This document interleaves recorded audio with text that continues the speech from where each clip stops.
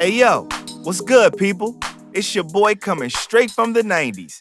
Back in the 90s, before TikTok, Xbox, and Netflix turned our attention spans into goldfish memory, game night meant being posted up at the coffee table with our favorite board game and enough sibling trash talk to start a real-life beef. These games weren't just something to pass the time, they were the soundtrack to rainy Saturdays, sleepovers, and those nights when your parents hit you with that "we ain't going anywhere" energy. We're talking about classics that had the whole crew locked in. And even if you've never touched one of these in your life, by the time we're done, you'll either be plotting on a vintage game night or be on eBay at 3 a.m. realizing that you just dropped $60 on an old-ass game that smelled like the 90s. But anyways, go ahead and get your dice ready, people, and let's roll. And I take chances to make it big. Uh-oh, you've got to play the game. My Monopoly game. Monopoly in the 90s was basically a relationship stress test disguised as family fun. The board was the city, the cash was colorful, and your mission was simple. Buy up property, build it out, and bankrupt everybody else at the table. And the 90s hit different. This was the era of the themed editions. So you might have been playing on a Simpsons board, a Star Wars board, or something else from one of your favorite Disney movies. If you were a kid, the thrill was stacking fat wads of cash and praying that somebody landed on your boardwalk hotel. $100. I'll take that toward what you owe me for staying at my boardwalk hotel. Don't forget the 200 you still owe for riding like 4 railroads. If you were an adult, you knew the real game was about being as shiesty as you possibly can. Straight capitalism, bruh. Monopoly didn't just fill an evening, it could take a whole night. And sometimes end with people storming off or flipping the board like they were on reality TV. But win or lose, it was the ultimate 90s test of patience, strategy, and your ability to not fight your own family. Is he gonna wake up? Don't wake Daddy. Is he gonna wake up? Don't wake Daddy. Is he gonna wake up? Is he gonna wake up? Don't wake Daddy. Don't Wake Daddy was 90s chaos in a box. The premise, you and the other players are sneaking to the fridge in the middle of the night for a snack, but your cartoon-looking plastic dad is sleeping in bed, and if you wake him, it's game over. The board was a path full of noisy spaces, barking dogs, creaking floors, squeaky toys, and every time you landed on one, you had to press Dad's alarm clock button a certain number of times.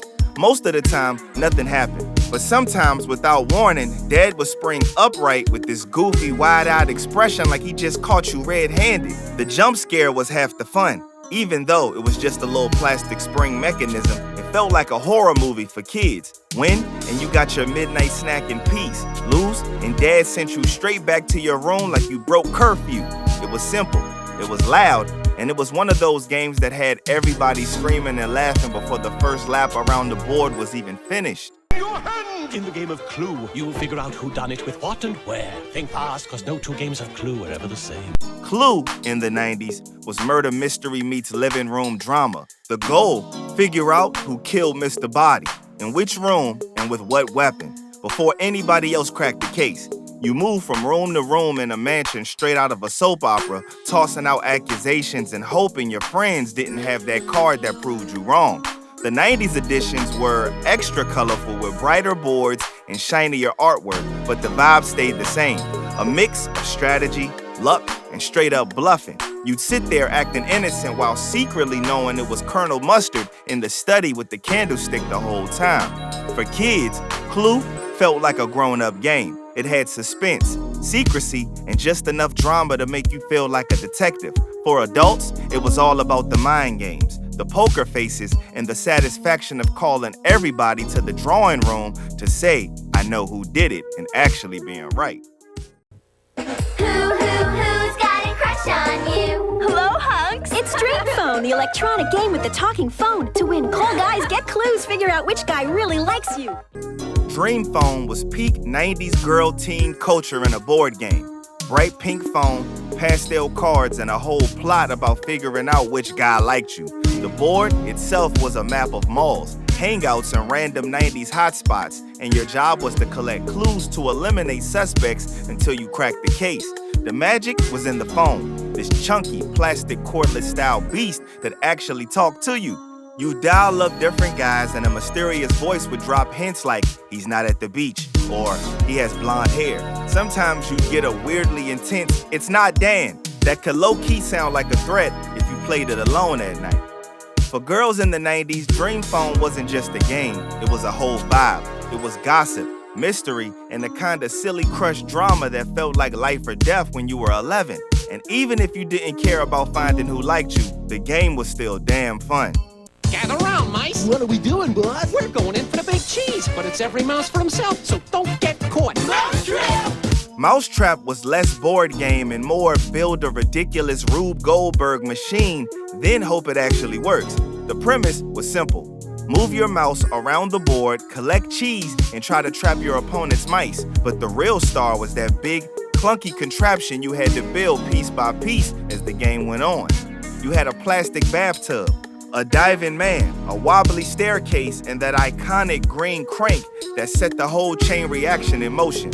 Half the time, the trap wouldn't even work right. The marble would get stuck, the boot wouldn't kick, or the cage would drop early and everybody would argue about whether or not it counted.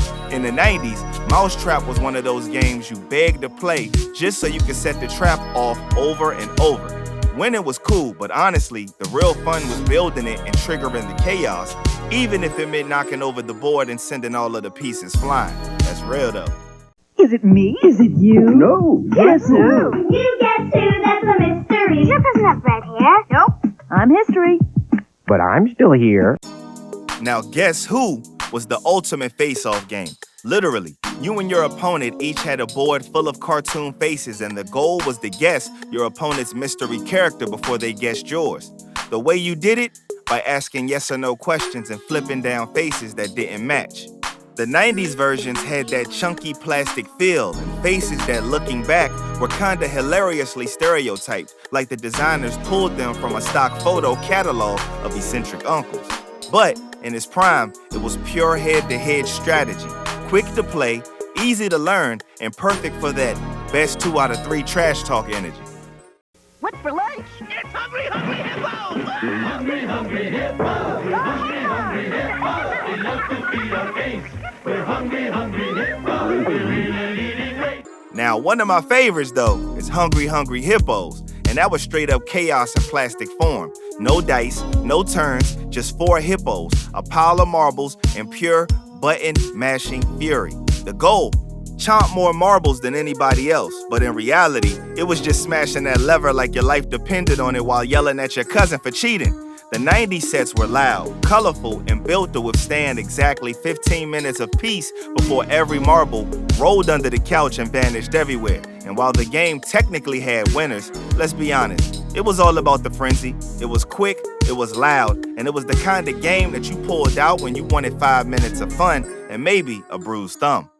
Jumanji. It's a movie about the game. Now the game comes to you. Jumanji. Are you adventurous enough to face the game's perils? Jumanji. Conquer it, or it can conquer you. Jumanji in the 90s wasn't just a board game, it was a dare. Thanks to the 1995 movie, the name alone had kids convinced that playing it might unleash a stampede in their living room. I definitely thought that. The actual game was a race to reach the center of the board, drawing challenge cards along the way and hoping you didn't get stuck in the jungle forever. The 90s version leaned heavy into the movie vibe, jungle artwork, creepy riddles, and the sense of, yo, what if something actually happens? Even though nothing magical popped out, your imagination filled in the rest. It was part adventure, part strategy, and part low-key anxiety every time you rolled the dice. And let's just be real, half of the fun was yelling, Jumanji, like Robin Williams when you won. See you later, Chef. The game's 13 dead-end drive. Someone will inherit a fortune, but everyone's dying to bump you off. 13 Dead End Drive was like Clue's mischievous little cousin. Same murder mystery energy, but with way more ways to take people out.